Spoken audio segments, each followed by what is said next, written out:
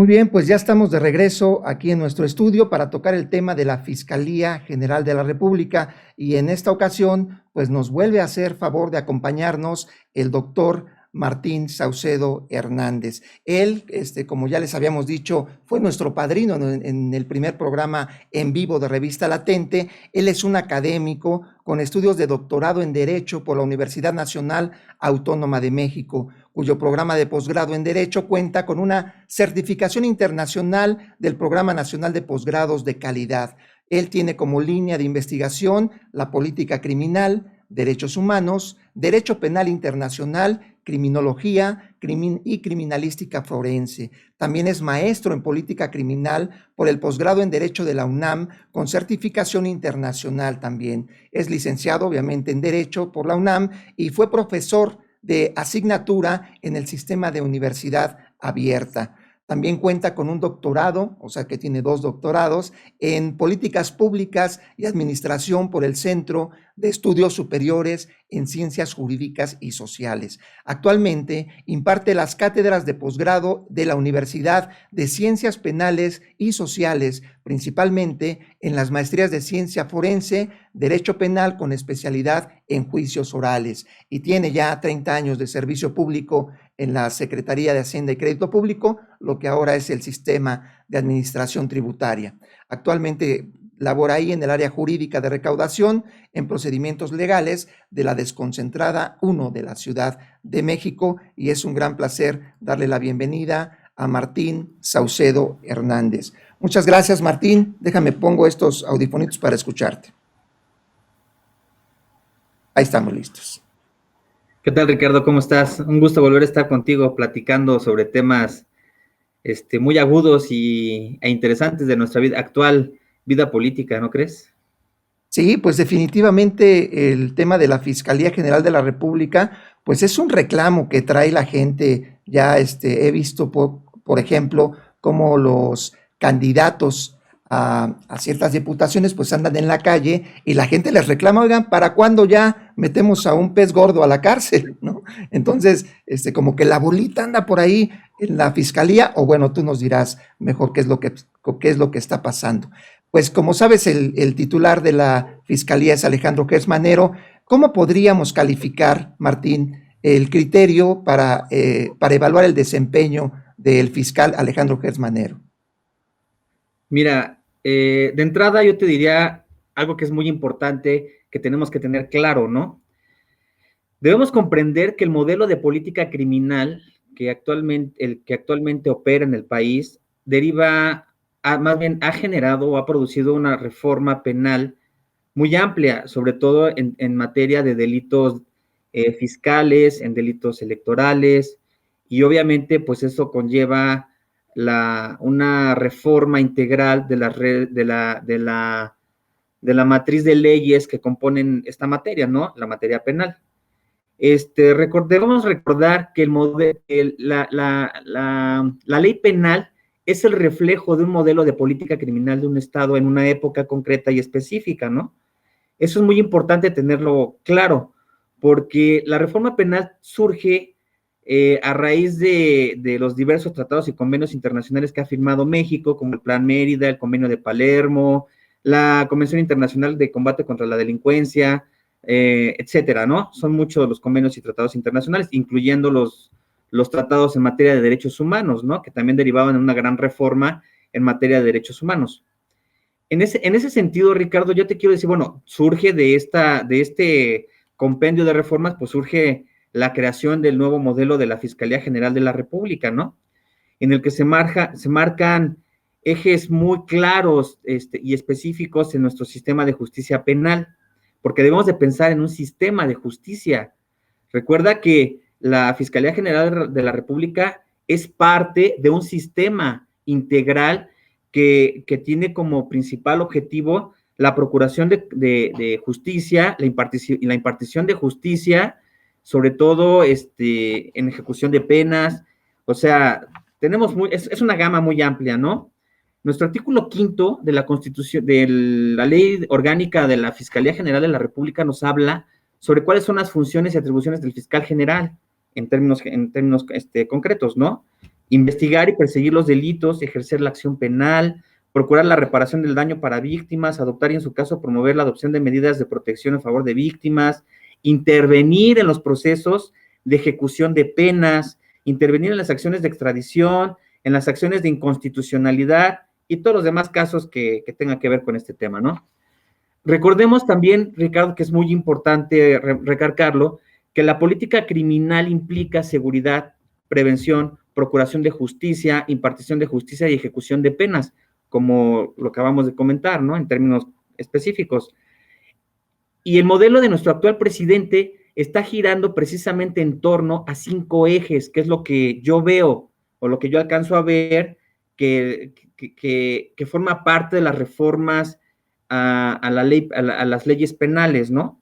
De las que hablábamos en la entrevista anterior, que es combate al robo de hidrocarburos, que ya lo han hecho referencia algunos académicos, investigadores de la rama de la materia, la trata del tráfico de migrantes, que son también puntos que ha señalado el titular de la Unidad de Inteligencia Financiera, señor Nieto, la identificación y persecución de empresas fantasma, que son empresas fachada, empresas facturera, empresas que simulan operaciones fiscales, que son uno de los principales ejes rectores del actual sistema de justicia penal, ¿no?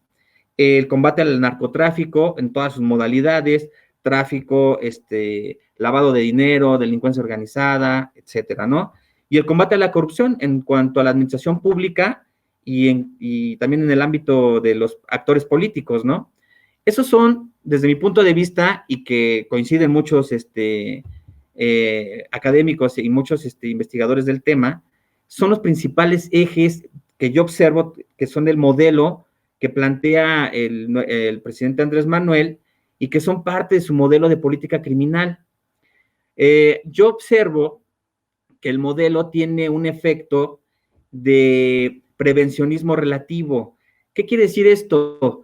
El prevencionismo relativo está en función a lo que intenta el Estado demostrar con este tipo de penas. Y en este caso, yo creo que es la prevención, un tipo de prevención general negativa que se enfoca a la intimidación.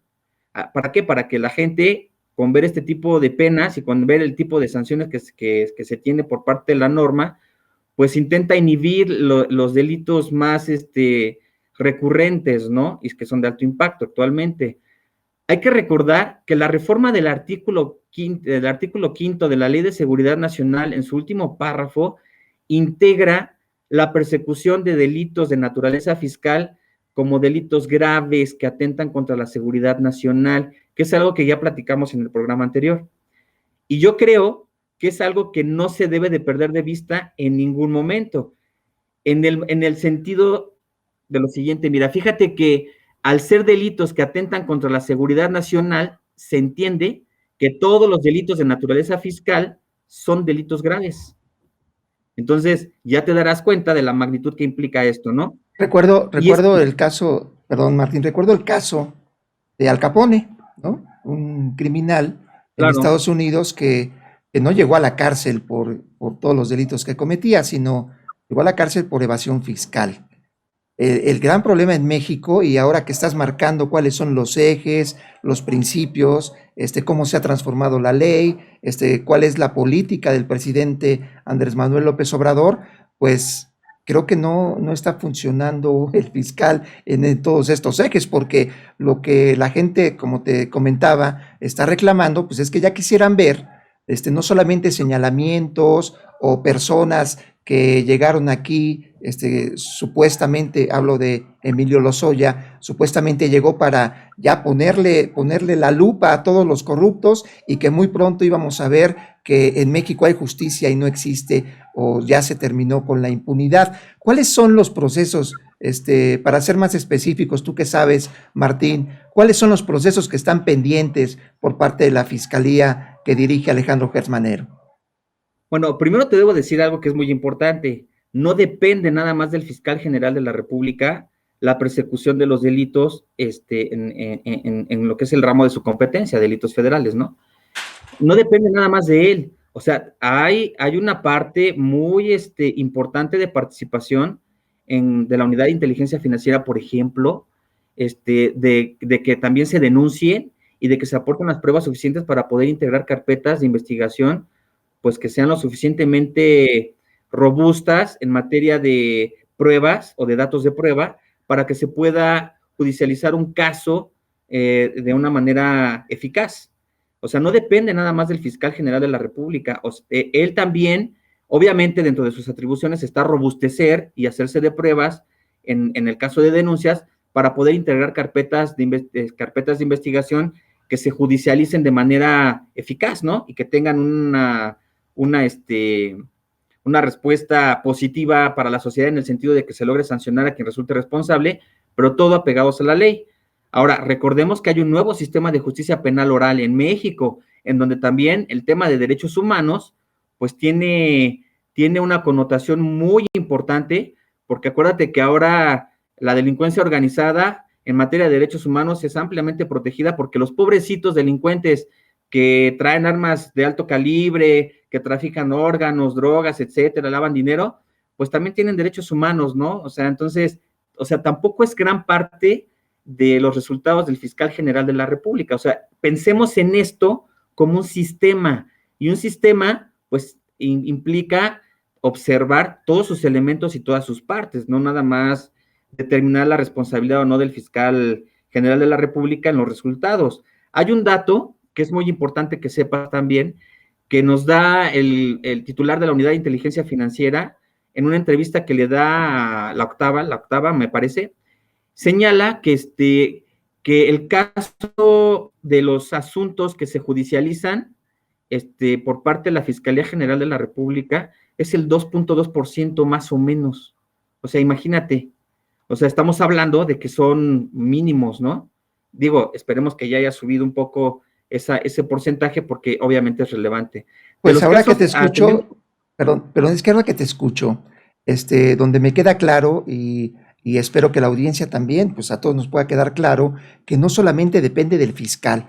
Eso es muy importante porque, pues hemos ido avanzando en el conocimiento del proceso judicial, y nos damos cuenta que definitivamente sigue siendo muy lento.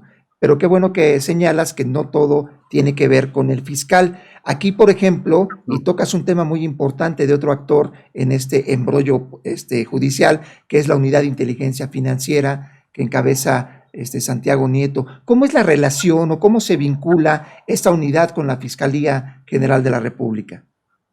Mira, primero debemos, y ahorita regresamos a tu pregunta. Yo tengo un dilema de opinión. Te voy a decir por qué. Porque es muy marcado que se ha manejado en medios de comunicación que hay diferencias entre el fiscal general de la República y entre el titular de la Unidad de Inteligencia Financiera. ¿Por qué? Porque, por un lado, el fiscal general manifiesta que no se le dan las pruebas suficientes o no se integran debidamente las denuncias de hechos para que él pueda integrar una carpeta debidamente, una carpeta de investigación debidamente.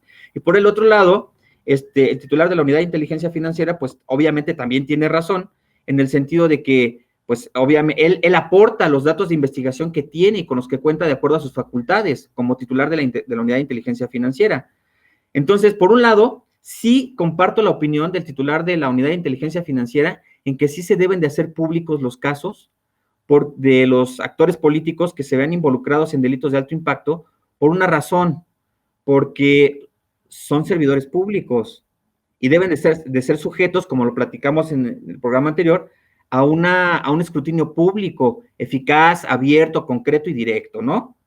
Y en el caso y comparto esa opinión, en el caso del fiscal general de la República, evidentemente, quien denuncia debe de ser coadyuvante con la aportación de pruebas para integrar una carpeta de investigación debidamente.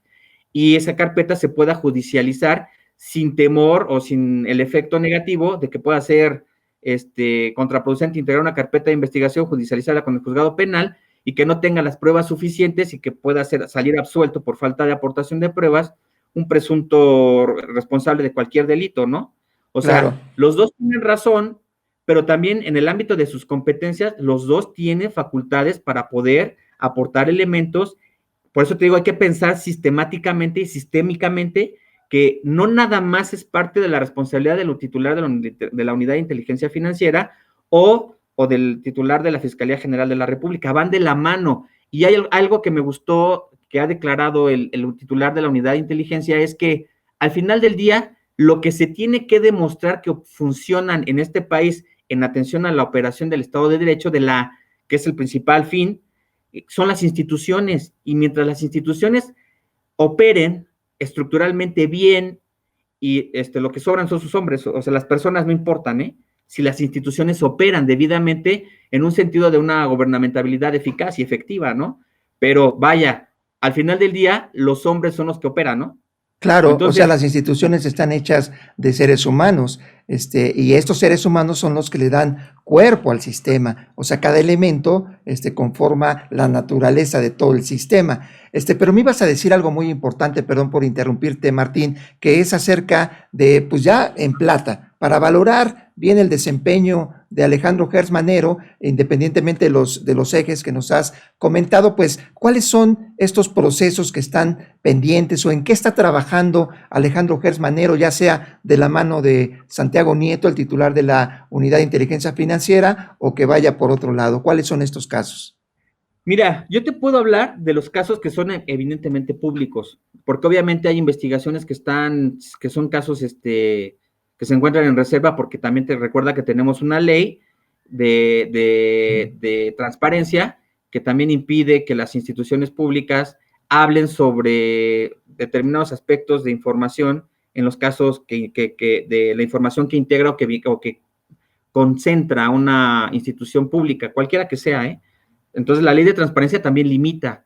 Pues mira, yo te pudiera decir que de los casos relevantes que están abiertos ahorita y que pudieran estar pendientes, pues es el de la estafa maestra, que aunque está detenida Rosario Robles, pues todavía falta mucho por indagar y por investigar, ¿no? Porque son recursos que se tiene que llegar al fondo de dónde quedó el recurso, cuál fue el destino final del recurso y quiénes fueron los operadores políticos de toda esa operación de la estafa maestra, ¿no? Que sabemos que hay instituciones educativas públicas, que hay actores políticos importantes del PRI, digo, no voy a decir nombres para no entrar en debates pues ya sabes, ¿no?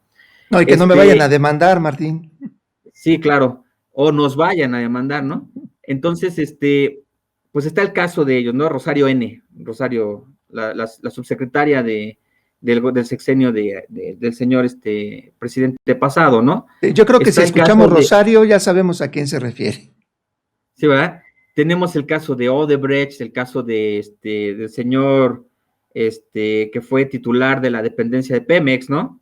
Que está vinculado en el caso de Odebrecht, en el caso de esta planta que vendieron Altos Hornos de México con un sobrevalor, ¿qué? ¿Cuánto costaba la planta? ¿Es O el sea, la señor vendieron que en el regresó el costo dinero, real. Martín? Ajá. ¿Es el que regresó el dinero y que salió con un puro muy caros, así? No, ajá, ¿Es él ándale, o no? ese. Sí, exactamente. Fíjate, la planta creo que costaba 50 millones de pesos o de dólares, no sé cuánto, y pagaron 475 millones, sea, o sea, dimensionalmente, ¿qué te gusta? Un 15% más, no sé. Mucho Entonces, dinero. imagínate la cantidad de dinero que se movió ahí, ¿no? En el caso de Odebrecht, pues del señor que extraditaron de España, de Málaga, que se encuentra vinculado ahorita a un proceso, pero que con los criterios de oportunidad la fiscalía puede suspender la acción penal, si aporta datos claros y precisos que pudieran llegar a aportar información para desmantelar toda la red de corrupción, ¿no? Que sabemos, todo el mundo sabe que el caso de Odebrecht es el caso de corrupción más importante de la historia de América Latina. En el mundo, O sea, no ¿verdad? estamos hablando de que es un caso, exactamente, no es un caso aislado que se haya presentado en México, pero sí sabemos quiénes fueron los actores políticos. Tan es así que hay carpetas de investigación en contra del actual titular del Ejecutivo Federal del sexenio pasado y del ex titular de la Secretaría de Hacienda y de Relaciones Exteriores. Entonces, yo creo que ese es un caso emblemático que también está por ahí pendiente.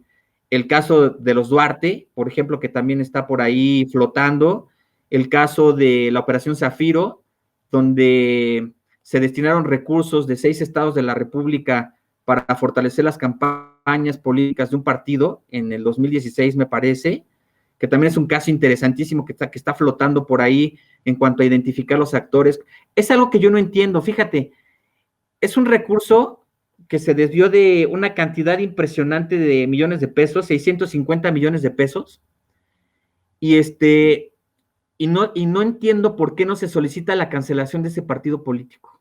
El PRI. Si es un caso abierto, exactamente, si es un caso que es emblemáticamente de corrupción, porque era desvío de recursos públicos a través de empresas fantasma, o sea, empresas simuladas. ¿Y quién tendría que solicitar la cancelación? ¿El INE?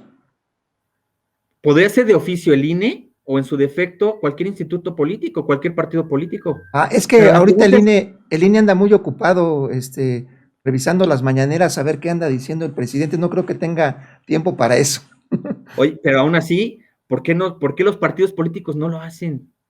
Esa es una gran pregunta que yo tengo, ¿no? Y no nada más ese instituto político. Digo, también Pero tenemos en el es caso... que además, perdón, Martín, es que además, ahorita que nos das ese caso, en este sexenio, en estos 2 años que van, no hay dependencia que no le busquen y encuentren un tema de corrupción. Es realmente escandaloso que cualquier proceso gubernamental anterior a la Cuarta Transformación tenía un grado de corrupción muy elevado. Y esto, de verdad, es que tiene nombres y apellidos. O sea, cuando la gente está reclamando que quiere justicia ante una impunidad visible es porque la gente quiere ver en la cárcel a personas como Felipe Calderón Hinojosa o a Enrique Peña Nieto. Bueno, ¿no? está pendiente el caso de Medina Mora, Medina Mora, en el caso del ministro, y en el caso de, ¿cómo se llama el otro? Se me fue el nombre, que están vinculados también por un procedimiento de investigación, por el caso del señor que detuvieron en España. Claro, lo que dice el fiscal general en el caso del exministro Medina Mora es que tiene el derecho de aportar pruebas suficientes para acreditar su inocencia. Claro. Yo creo que ese es un tema que se tiene que dejar ahí, ¿no? Estamos en un proceso. Pero, por ejemplo, el caso pues del PRI, el caso ¿cómo te explico? No quiero ser tan Sí, te entiendo. Pero a ver, enfático, ¿no? quisiera una pregunta, Martín. ¿Tú qué opinas acerca de la propuesta del presidente de la República que la gente en una consulta pública tiene que definir si van a ser enjuiciados o no los expresidentes? ¿Cuál es tu opinión? Pues es que mira, los expresidentes ya fueron, ya muchos de los delitos están prescritos, o sea, ya abrir una carpeta de investigación es innecesario porque ya prescribieron. Solamente alcanzaríamos el ejercicio de Peña Nieto y del caso, del que fue procurador general en la época de Felipe Calderón, se me va el nombre, García Luna. García Luna. O sea, ese caso que está en Estados Unidos y que también tiene que ver con procesos de investigación en México, pues eso le causa un impacto fuerte al sistema político mexicano. Sí. Porque recordemos que para que una persona llegue al poder, llega por un partido político. O sea, no llega nada más así por obra y gracia del señor de que ya llegué a ser presidente o ya llegué a ser procurador, no.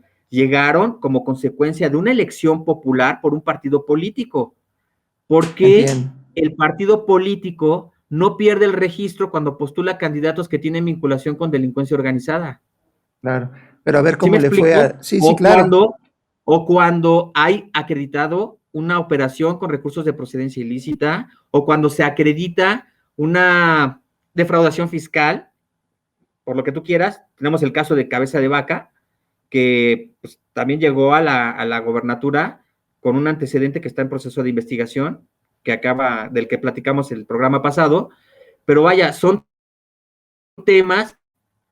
Pues ojalá que muy pronto llegue la justicia. Martín, para cerrar esta entrevista, agradeciéndote, por supuesto, que te hayas tomado este tiempo. ¿Cuál sería tu evaluación final, la tuya en particular, tú como un estudioso del derecho en México? ¿Cuál es tu evaluación acerca de Alejandro Gersmanero? Mira, yo creo, y es una opinión personal, yo creo que su actuación ha sido buena. ¿Por qué? Porque él ha tenido que trabajar y ha tenido que operar su administración como procurador del país con lo que tiene y con las herramientas que tiene. Recordemos que también él recibió una fiscalía pues con una estructura que estuvo conformada por las administraciones pasadas del PRI y del PAN. Entonces, no es fácil operar con una estructura que de entrada tú no sabes cómo está penetrada por otro tipo de intereses, ¿no? Y por otro lado, es una persona, yo creo que es una persona y muy inteligente, al igual que el titular de la Unidad de Inteligencia Financiera, ambos son muy inteligentes. Yo creo que mi evaluación desde el punto de vista personal es buena, porque recuerda algo, con lo que partimos, él está operando de acuerdo a las políticas públicas y a la política criminal que establece el gobierno federal, y él está operando en torno a los ejes de operación que marca el Ejecutivo.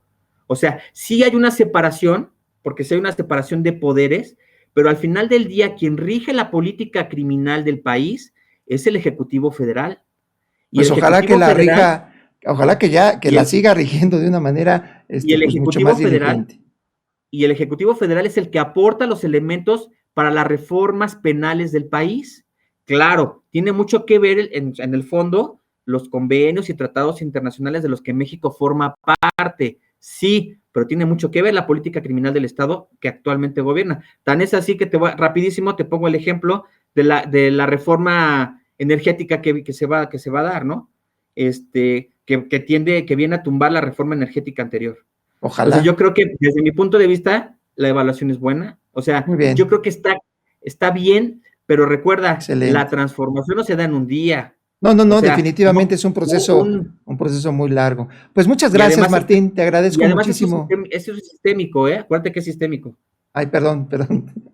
Pues te agradezco mucho, Martín, que nos hayas regalado este tiempo. Pues la verdad es que siempre nos dejas muy picados. No sé si sepas, Martín, pero el programa que hicimos anterior de Cabeza de Vaca, pues ya se nos volvió hasta viral. Ya tenemos muchísimos views, miles ya de views acerca de tu participación en este programa, lo cual te quiero agradecer. Pues no tengo más que despedirme y enviarte un fuerte abrazo, Gracias, Martín. Ricardo. Cuídate mucho. Hasta luego. Hasta luego.